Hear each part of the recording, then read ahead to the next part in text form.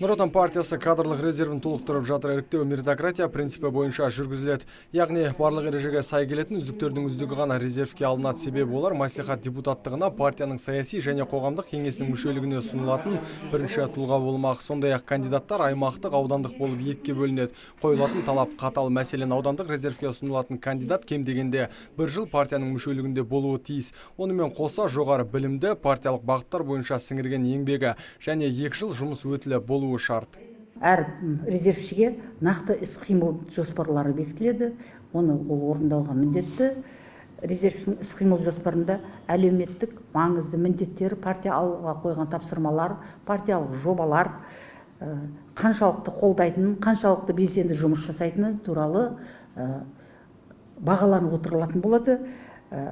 Іс-қимыл жоспардың маңызды бір тармағы партияның, Нұр Отан партиясының саяси менеджмент мектебінде білімін толықтыру, семинарлар өткізіп, соған қатысып, тағы да ол бойынша олар тест тапсырады, ары қарай жұмысын жалғастыратын болады. Жалпы өткен жылы оңтүстікте 240 резервші таңдалып алынған, оның 200-і аудандық қалалардан іріктелсе, 40 кандидат облыстық деңгейдегі азаматтар. Арасында педагог, экономист, бухгалтер, журналист, заңгерлер бар. Ал биылғы жылы 50 үміткер өтініш беріп, тестілеуден кейін межелік балл жинаған 10 азамат тізімге алыныпты. Дегенмен өңірде кадрлық резервке өтініш берген әйелдер саны 15% ғана құраған. Мамандар алдағы уақытта бұл көрсеткішті 30%-ға арттыруды көздеп отыр.